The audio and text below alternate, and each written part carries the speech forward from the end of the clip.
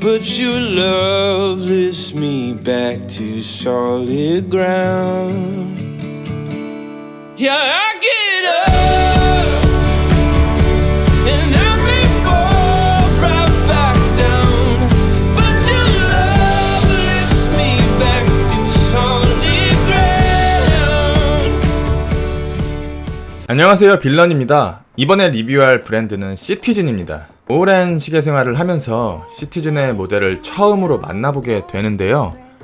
놀랐습니다. 결론부터 말씀드리면 시티즌이라는 브랜드에 놀라고 PMD라는 모델에 한 번 더 놀랐어요. 왜 놀란지는 리뷰를 같이 보면서 말씀드릴게요. 저는 시티즌이라는 브랜드에 큰 관심이 없었어요. 브랜드에 대한 관심이라기보다는 시티즌에 관심 있는 모델이 없었다고 하는 게 맞을 것 같아요. 쿼츠를 베이스로 저렴한 가격으로 적당한 수준의 시계를 만드는 브랜드 정도로 알고 있었는데 전혀 아니더라고요.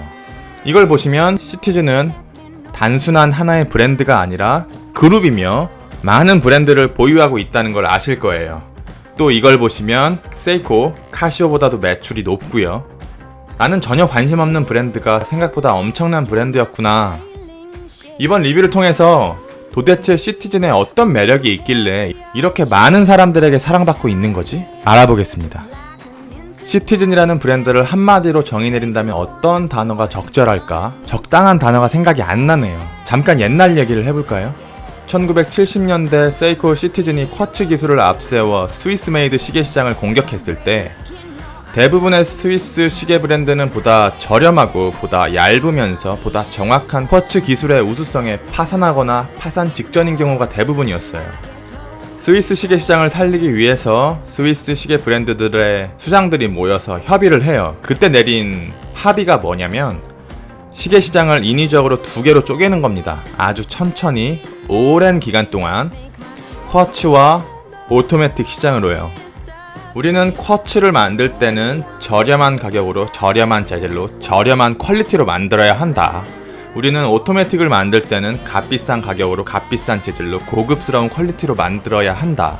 쿼츠를 대중들에게 저렴한 기술로 인식시켜야 하고 그 역할은 스와치라는 브랜드가 맡았어요. 결과적으로는 대성공.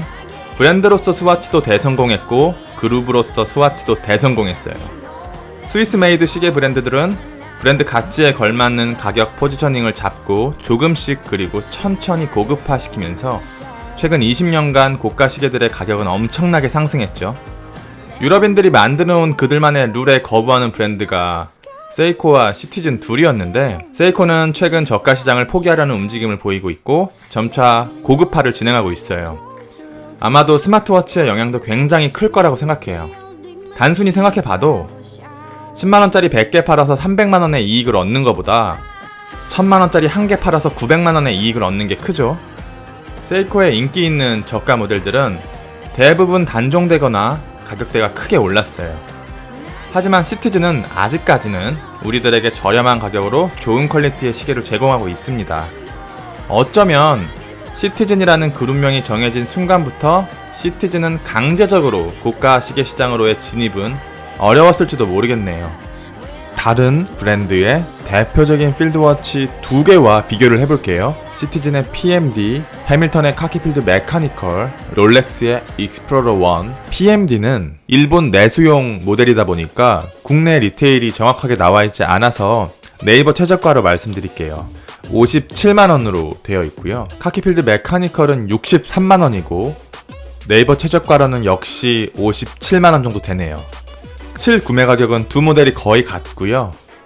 익스플로러 1 같은 경우에는 800만원 정도 하고 있습니다. 사이즈는 각각 39, 38, 39로 거의 비슷하고요. 두께는 11, 12, 13으로 역시 거의 비슷해요. 그런데 럭투럭에서 조금 차이가 나는데 PMD의 럭투럭이 45mm로 가장 짧고 카키필드 메카니컬의 럭투럭이 47, 그 다음에 익스플로러 1의 럭투럭이 48입니다. 카키필드 메카니컬이 사이즈가 제일 작은데 비해서 럭투럭은 좀 긴 편이라는 걸 알 수 있어요. 무게는 PMD가 브레이슬릿임에도 불구하고 100g 밖에 안 되고요.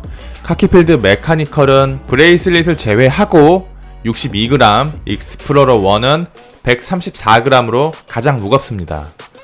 방수는 PMD는 200m, 카키필드 메카니컬은 50m고 익스플로러 1은 100m예요. 리저브는 PMD 같은 경우에는 에코드라이브 시스템으로 빛이 있는 곳이라면 거의 무한이라고 보시면 되고요. 카키필드 메카니컬은 80시간, 익스플로러 1은 48시간입니다. 기능적인 측면이 굉장히 중요한데요. 카키필드 메카니컬과 익스플로러 1은 기능이 별도로 존재하지 않습니다. 둘 다 필드워치다 보니까 데이데이트 기능도 당연히 없앴고요. 그런데 PMD 같은 경우에는 전파 수신, 파텍스 탑재가 뭔지 잘 모르겠네요. 저도 이거는. 그리고 퍼페추얼 캘린더, 데이데이트, 시차 설정, 영문, 한문 전환, 수신국 자동 선택, 정시 수신, 강제 수신, 충격 감지 기능, 바늘 자동 보정 기능, 충전 경고 기능, 과충전 방지 기능, 파워 세이브 기능이 있어요. 에코드라이브 시스템으로 한번 충전이 된다면 12개월간 충전이 필요가 없습니다. 그리고 더욱더 놀라운 건 이 에코드라이브 시스템은요, 태양뿐만이 아니라 모든 발광하는 빛에는 전부 다 에너지를 빨아들인대요. 우리가 지하 벙커에서 생활하지 않는 이상, 암흑에서 생활하지 않는 이상, 일상적인 생활을 한다면 리저브는 무한이라고 보시면 되는 거죠. 어이없죠? 이런 시계가 있었다니. 이걸 이제 알다니. 다이얼 색상은 필드워치에 걸맞는 녹색에다가 에나멜 코팅 처리가 되어 있어요. 제가 초등학교 저학년 때 스케이트가 유행이었어요. 고학년 때는 스케이트는 사라지고 블레이드로 교체되었고요. 남녀노소 할 거 없이 전부 이 블레이드를 타고 다녔는데, 동네에 굉장히 잘 타는 아저씨 한 명이 타고 나오면 저를 포함해서 동네 모든 꼬마들이 다 그 아저씨 똥구멍을 따라다녔던 기억이 나네요. 롤러장이라고 해야 하나요? 이런 스케이트를 타기 위해서 만들어 놓은 바닥이 딱 이 녹색이었고, 거기도 역시 코팅이 되어 있었어요. 거의 동일한 것 같아요. 제가 시계를 조금 손본다면 다이얼 색상은 조금 더 연한 매트한 녹색으로 변경하고 에나멜 처리는 없앴을 것 같네요. 제가 시티즌에 놀란 이유는 인덱스와 핸즈에 있어요. 상대적으로 저가인 50만원대 시계에서 이 정도 마감을 보여주는 브랜드는 없다고 해도 과언이 아니에요. 인덱스 틀어짐이라던가 야광 발림이라던가 핸즈 마감이라던가 분명 눈에 거슬리는 부분이 있어야 하는데 아무리 찾아봐도 없더라고요. 제가 접사로 쭉 당겨서 하나하나 확인을 다 해봤는데 없어요. 핸즈는 녹색 다이얼과 대비되는 화이트 색상이고, 역시 마감적인 측면에서 문제될 건 없네요. 대부분의 브랜드들은 가격 차를 두면서 퀄리티 차를 일부러 내거든요. 충분히 잘 만들 수 있음에도 불구하고 일부러 다운그레이드를 해서 내놓는 경우가 다반사인데, 시티즌은 그런 양아치 짓을 안 하네요.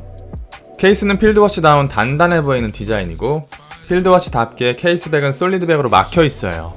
케이스 재질은 티타늄에 듀라텍 코팅을 입혀두었고, 저가든 고가든 가리지 않고 이렇게 고급 기술들을 적용해주는 거 보면 해자가 맞긴 맞네요. 스틸보다 5배 정도 단단한 재질이라고 합니다.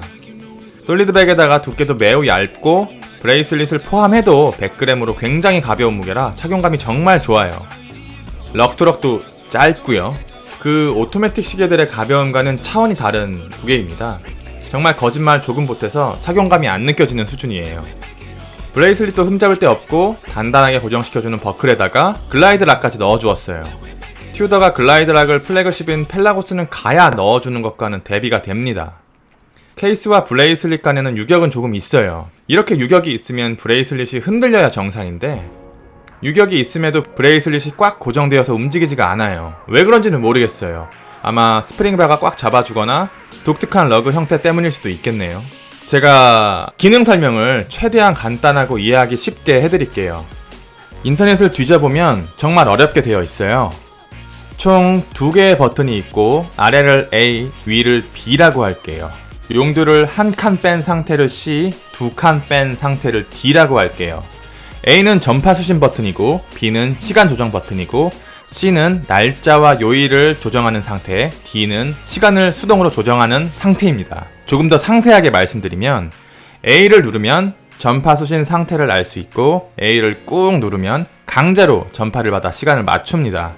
B는 사실 GMT 기능인데 이해하기 쉽게 시간 조정 버튼이라고 했어요.